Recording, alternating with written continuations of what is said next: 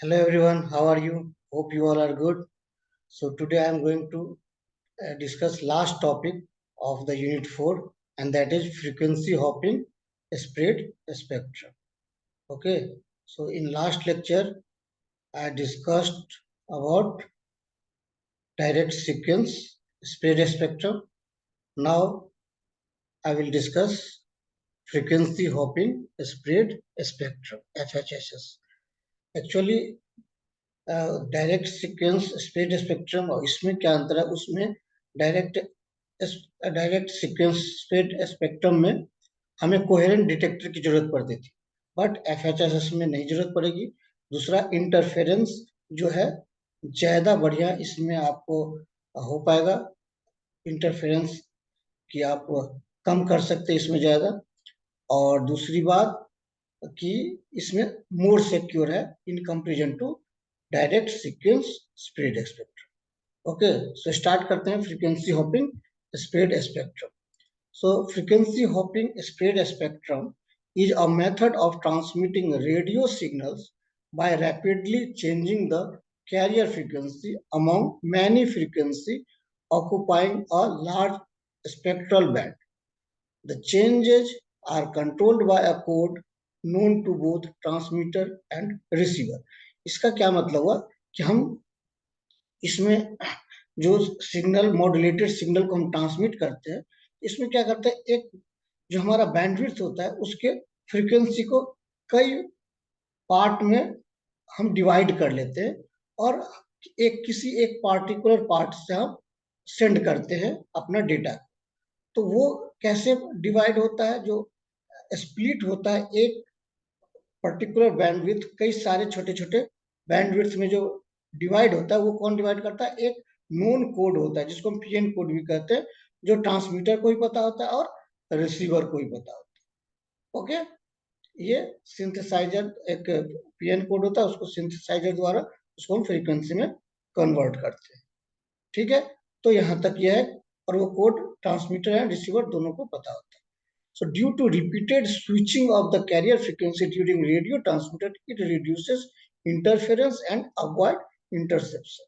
तो इसमें क्या होता है कि कई पार्ट में हम एक बैंडविड्थ को अलग अलग फ्रीक्वेंसी पे डिवाइड कर देते हैं, तो क्या होता है हर एक इंस्टेंट पे डेटा जो किस फ्रीक्वेंसी से होकर जाए, किस बैंडविड्थ से होकर जाएगी, वो चेंज होता रहता है। ठीक है, तो इसके कारण इंटरफेरेंस होने के भी चांसेस कम है और इजिली इंटरसेप्ट भी नहीं किया जा सकता। So avoid interception and reduces interference due to rapidly switching the carrier frequency. ठीक है, कभी इस पे कभी इस पे कभी इस पे, मैं बताता हूँ कैसे ये होता है। ठीक है, आगे। So FHSS is useful to counter eavesdropping as well as to obstruct the frequency jamming of telecommunication and to enable code division multiple access communication.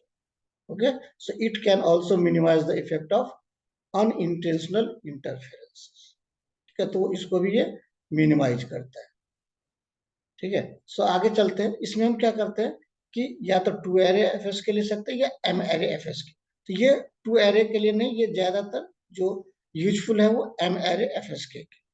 ठीक है, तो एम एरे एफएस के यदि आपको याद हो तो पिछले टॉपिक में आप देख सकते हैं, पिछले यूनिट में, कि एम एरे एफएस के क्या होता है ना। तो एम एरे मतलब जब दो या उससे अधिक होता है तो उसको हम अधिक लेवल, दो से अधिक लेवल के लिए हम एम एरे एफएस के मॉड्यूलेशन कहते हैं। यहाँ पर एग्जांपल के लिए यदि हम देख ले तो इसका फॉर्मूला क्या होता है, m equal to 2 to the power k। सो यदि हम यहाँ पे यदि m हमारा 8 है, 8 लेवल, तो 2 to the power 3 होगा। इसका मतलब 3 बीट एट ए टाइम हमारा ट्रांसफर होगा। ठीक है, तो 8 लेवल है। तो यदि देखोगे 000 001 010 011 100 101 110 and 111, this is the combination of 3 bit. Okay, so total level is possible level is 8, total possible level are 8। so हम इसको डिनोट करते हैं f1 f2 f3 f4 f5 f6 f7 f8 इस तरह से। ठीक है, यदि हम 4 एरे fs के यूज करेंगे तो हमारे पास दो भी बिट का कॉम्बिनेशन पॉसिबल है। सो combination of 2 bit are 00 01 10 and 11 and denoted by F1, F2, F3, F। तो कई जगह आप देखोगे कई सारे बुक्स में कि F0 से स्टार्ट होकर F3 तक जा रहा है, और या फिर F1 से लेके F4 तक। तो इसमें कोई इशू नहीं कि F0 से स्टार्ट करना है या F1 से। इसमें भी वही F0 से स्टार्ट करना है या F1 से, कोई इशू नहीं।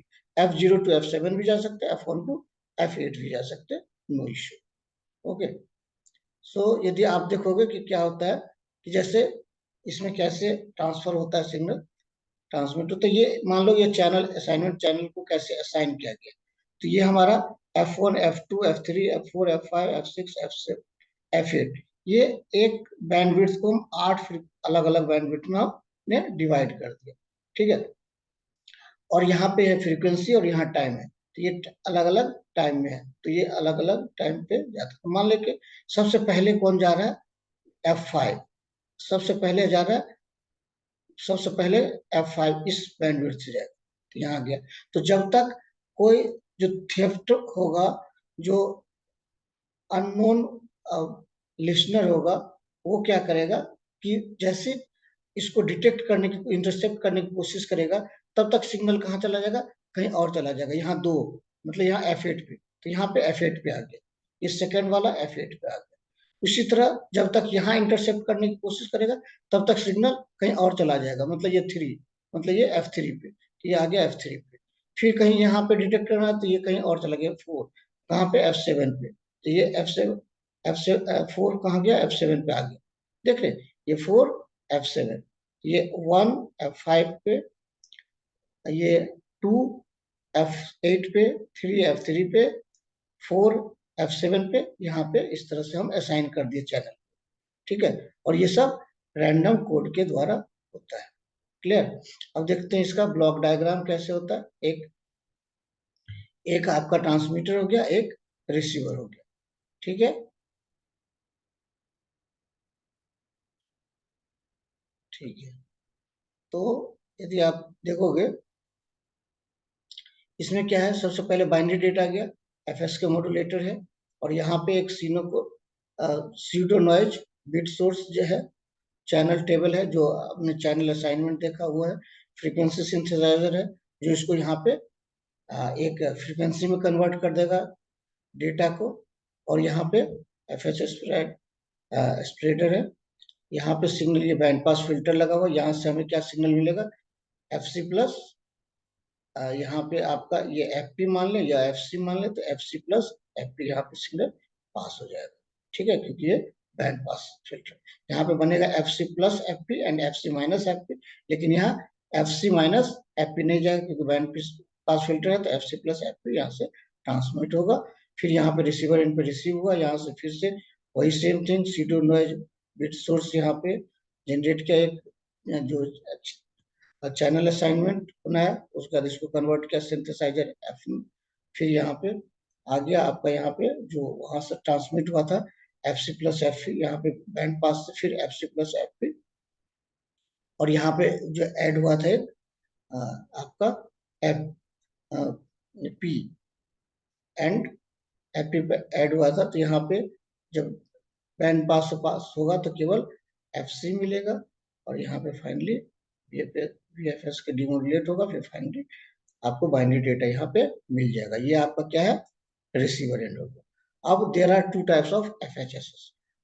जो फ्रीक्वेंसी होपिंग स्प्रेड स्पेक्ट्रम होता है, वो दो तरह का होता है, एक स्लो और एक फास्ट।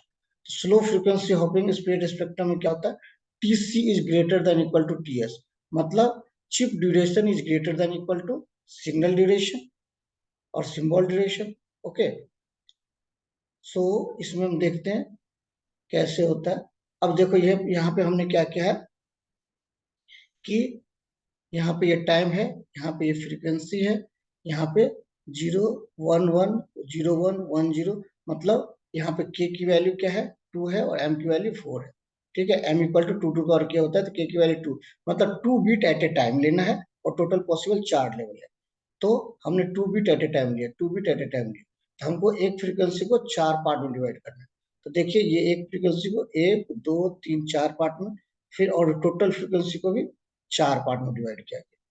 ठीक है, तो इसको 4 पार्ट में डिवाइड किया, इसको 4 पार्ट में, इसको 4 पार्ट में, इसको 4 पार्ट में। अब जो ये हमारा क्या है, इनपुट बाइनरी डेटा है, इनपुट बाइनरी डेटा दो डेटा हम एक साथ लेना है, तो 0 1 ये पूरा एक सीक्वेंस है, इसमें से हमें दो दो डेटा का एक पेयर बनाना है। तो ये पहला दो डेटा लिए और पहला टाइम इंटरवल से इसको पास कराएंगे। तो अब जब दो टाइम पहला टाइम इंटरवल, तो ये देखो आप, ये क्या है, 0 0। तो ये यहाँ पे आप देखोगे कि चार पार्ट में डिवाइड हो रहा है। तो ये आपका 0 0 एफ, ये आपका F 0 0, F 1, F 2, F 3, और ये F 0, F 1, F 2, F 3। ठीक है। अब F 1 में चार F 1, F 2, F 3, F 4, फिर F 2 में F 1, F 2, F 3, F 4, F 3 में F 1, F 2, F 3, F 4, and F 4 में F 1, F 2, F 3, F 4। तो ये क्या है, डेटा 0 1 है ना। 0 1 है मतलब कि ये 0 0 में, मतलब ये 0 0 है, ये 0 1 है, ये 1 0 है, ये 1 1 है। तो 0 0 में 0 1, तो 0 0 में 0 0 ये हो गया, 0 1 हो गया, तो यहाँ डेटा आ गया। अब यहाँ पे दूसरा डेटा है 1 1 आएगा, किसमें, 0 0 में। तो इस ये 0 0 में 1 1 कौन सा होगा, ये 0 0 था, ये 0 1 था, ये 1 0 था, ये 1 1, यहाँ 1 1 आ गया। ठीक है। इसी तरह अब तीसरे में चलते हैं, उसका क्या है, हमारा 0 0 है, 0 0 किस में फॉल कर रहा है, 1 1 के केस में। तो 1 1 कौन सा होगा इसमें, पहला दूसरा तीसरा चौथा, ये 1 1 हो जाएगा। इसमें आ जाएंगे, इसमें 0 0, तो 0 0 कौन होगा, पहला दूसरा तीसरा चौथा, तो ये 0 0 पहला, ये 0 0। फिर क्या है 1 1, तो 1 1 किस में आएगा, इसमें नहीं आएगा, इसमें नहीं आएगा, इसमें आएगा। ठीक है, समझ रहे हैं आप, कि ये वाला डिसाइड करेगा कि इसमें, ये इसमें, या इसमें, या इसमें। तो 0 0 है तो ये इसमें डिसाइड करेगा, 1 1 है तो इसमें डिसाइड करेगा, 0 1 है तो इसमें डिसाइड करेगा, फिर 1 0 है तो इसमें डिसाइड करेगा, 0 0 है तो इसमें डिसाइड करेगा, और ये जो है वो डिसाइड करेगा इस चारों में से। तो 0 0 1 है, 0 1 है तो पहला नहीं दूसरा, 1 1 है तो इसमें, इसमें चौथा में, मतलब पहला दूसरा तीसरा चौथा। फिर यहाँ 0 0 है तो ये इस 1 1 वाले में, तो 1 1 वाले में 0 0। फिर ये 1 1 और 1 1 है तो लास्ट वाले में आएगा, 1 1 में लास्ट। ठीक है। फिर तीसरे में चलेंगे तो 0 1 है, तो 0 1 कहाँ पे आएगा, ये वाला, तो इस वाले में आ जाओ, इस वाले में कौन कौन है, 1 1 है तो 1 1 चौथे इस यहाँ पे आएगा, और 0 1 है तो दूसरे पे आएगा। तो इस तरह से ये हो गया आपका स्लो फ्रीक्वेंसी। स्लो फ्रीक्वेंसी का मतलब क्या हो गया, कि ये देख रहे हैं आप कि ये आपको इतना टाइम ले रहा है एक डेटा जाने में। ठीक है, एक डेटा जाने में इतना ले रहा है। अब देखो फास्ट फ्रीक्वेंसी हॉपिंग में क्या होता है, कि T C is less than T S. इसमें क्या था, T C is greater, chip duration is greater than equal to T S. तो यहाँ आप देखोगे कि टी सी जो है ये आपका चिप रेट है, और ये टी एस सिग्नल, सिग्नल से ज्यादा चिप रेट है। इसमें आप देखोगे कि ये आपका चिप रेट है और ये सिग्नल रेट। ठीक है। तो आप इसमें देखो कि ये दोनों डेटा है, इस एक सीक्वेंस कोड से जा सकता है। ठीक है, 0 0 और एंड 1 1। समझ में आ रहा है आपको क्या बोल रहा हूँ, कि यहाँ भी m = 4, k = 2 है, लेकिन यहाँ पे आप देखोगे कि ये 0 और 1, बस ये हाफ टाइम ही लिया जाने के लिए, और हाफ टाइम में दूसरा फ्रिक्वेंसी चला गया, मतलब दूसरा डेटा चला गया। वहां पे क्या रहा था, डबल डबल टाइम ले रहा था एक डेटा को जाने के। यहाँ पे हाफ में ही जा रहा है पूरा डेटा, और अगले हाफ में कोई और डेटा जा रहा है। ठीक है। तो आप यहाँ पे देखोगे तो ये 0 0 है तो ये 0 0 है, इसमें 0 1 गया, और यहाँ भी 1 1 में भी 0 1 गया, मतलब दोनों में गया तो फास्टली जाएगा ना, दो जगह से इसको जाने का मौका मिल रहा है। वहां पे दो में एक जा रहा था, यहाँ पे एक में दो जगह ऑप्शन है जाने का, तो क्या होगा, यहाँ जाएगा, ये यहाँ जाएगा, तो ये क्या है, fast fast frequency hopping spread. ठीक है, आई थिंक समझ में आ रहा होगा आपको, फास्ट हॉपिंग स्प्रेड स्पेक्ट्रम। ठीक है। सो एप्लीकेशन की यदि बात करें, तो application of FHSS in military use, Bluetooth, walkie talkie, radio, इस सब में आपको इसका यूज होता है। आई होप आप लोग को समझ में आया होगा पूरा यूनिट। सो मैं पूरे यूनिट को एक में ऐड करके एक वीडियो में डालूंगा, तो आप या तो एक साथ एक्सप्रेस वर्जन देख सकते हैं, या फिर अलग अलग एज ए लेक्चर आप देख सकते हैं, उसके बाद मैं यूनिट 5 अपलोड करूँगा. So keep watching and thank you for watching and subscribe. If you have not subscribed yet, then please subscribe and keep watching for next video. Thank you.